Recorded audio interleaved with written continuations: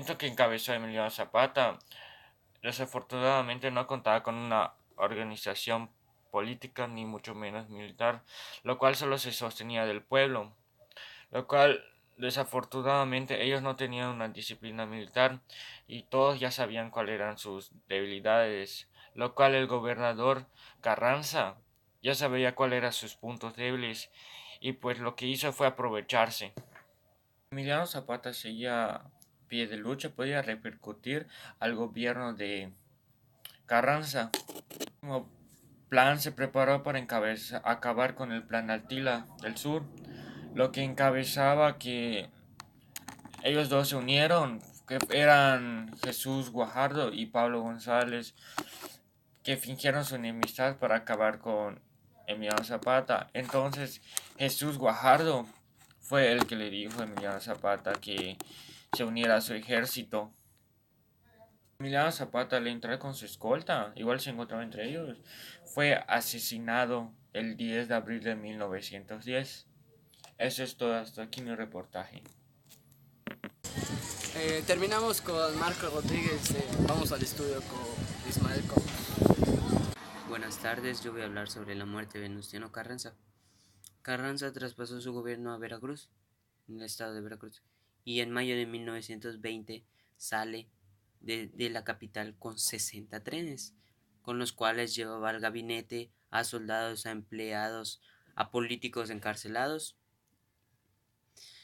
y, y entonces iban directo a Veracruz. En el transcurso, en el paso, el ejército de Pablo González y Álvaro Obregón atacan sus vagones, los trenes, provocándole grandes pérdidas al tren de Carranza. Y así, entonces el ejército pues no podía defenderse, el cual estaba en el vagón, y son atacados, siguen siendo atacados durante todo el transcurso, todo el camino son atacados, donde también antes de que lleguen a Veracruz les destruyen las vías para que ellos no puedan cruzar. Entonces le llaman a Carranza, él ya había llegado a la estación donde recibe la llamada y le dicen que acaban de destruir las vías del tren que conducen a Veracruz, y entonces toman una decisión donde le dicen que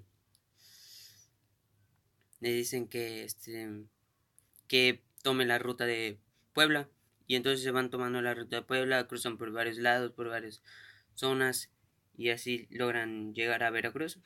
Pero entonces, tras estos conflictos, se habían llegado a Veracruz. Entonces Rodolfo Herrero, quien era el encargado de cuidar, de estar a su protección de Venustiano Carranza, es el que lo lleva a una choza en una región pobre donde se ocultan, y es donde Venustiano Carranza se queda ahí con Rodolfo Herrero. Pero ya era como un plan. Entonces Rodolfo Herrero recibe una llamada en la cual era una mentira, donde le dicen que su hermano había sido herido de gravedad. Es donde Rodolfo Herrero sale, deja a Carranza solo, y entonces es cuando el ejército de Álvaro Obregón atacan al ejército de Venustiano Carranza, pero Venustiano Carranza no contaba con tanta armadería, armadería. Entonces es donde Venustiano Carranza es herido, donde resulta herido de gravedad y agoniza. Entonces ahí fue cuando ya todo se fue para abajo, y fue cuando Venustiano Carranza fallece. Y a él lo conocían como una persona que era un presidente malo, era como que ya no valía. O sea, para la comunidad, para en ese entonces, él ya no tenía nada, o sea, ya no era nada. Entonces, tras su muerte, él es reconocido como un héroe que se enfrentó tras Álvaro Obregón y Pablo González. Y así es donde acaba toda su historia de Venustiano Carranza. Gracias. Es toda la información, regresamos contigo, Aaron. Hey gente, buenas tardes, ¿cómo se encuentran?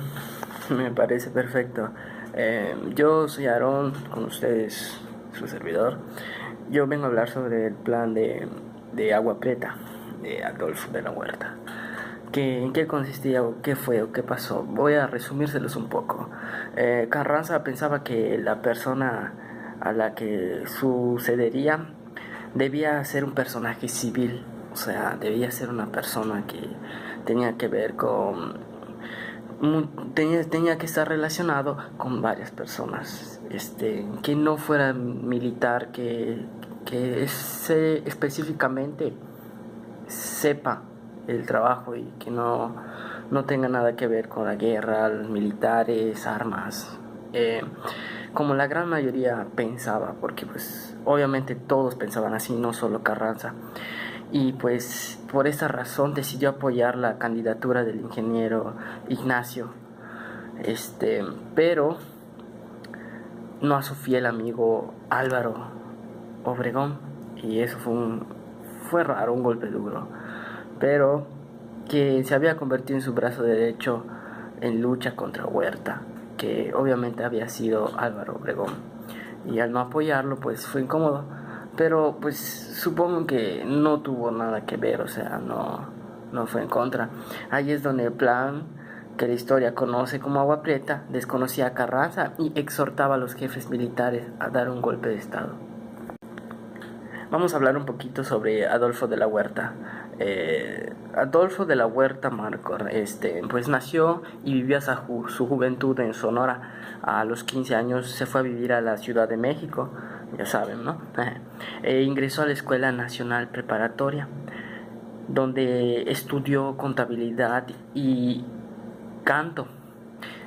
Obviamente con el tiempo él destacó en su primer trabajo como contador y, ¿cómo se llama? Pues también que se preparó, que comenzó a ingresarse poco a poco con el tiempo en la política. Luego, bastante tiempo después de varios sucesos, se incorporó en 1906 al Partido Liberal Mexicano. Además, destacó como diputado en Guaymas, al Congreso Local de Sonora. Por último, uno de los últimos antecedentes de nuestro querido representante fue que con el tiempo, cuando Carranza obtuvo el poder, lo nombró como una gran persona de alto cargo. Ya lo nombró como gobernador oficial de la Secretaría de Gobernación. Así es, amigos, es una extraordinaria persona, y puesto que ocupó su puesto hasta 1916. Ahora, amigos, les voy a recalcar unos ciertos puntos sobre lo que consistió, lo que realmente fue, en breves cosas, el plan de Agua Prieta. Fue ¿cómo se llama? Fue en el lugar donde se originó y todo, fue en Sonora. El 23 de abril de 1920 fue la fecha donde inició. Personajes, pues como les dije, nuestro querido Álvaro Obregón y Adolfo de la Huerta fueron los más principales. Ya saben que tuvo participación Carranza y etcétera.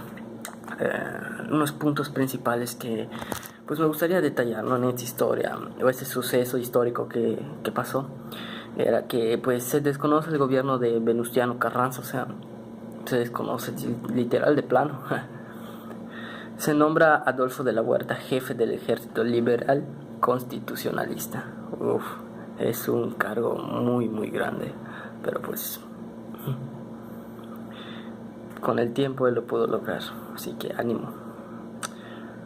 Y por último, uno de los puntos principales donde fue importante todo es que se pida a Venustiano Carranza que abandone la Ciudad de México. Y así comienza la muerte de Carranza. Pero eso es otro tema, amigos, así que sí, yo he concluido, yo he terminado. En saludos a todos, espero que se le hayan pasado muy bien. volvemos así para que vean. Eso es toda mi información por hoy, es lo que les vine a relatar sobre el plan de Agua Prieta.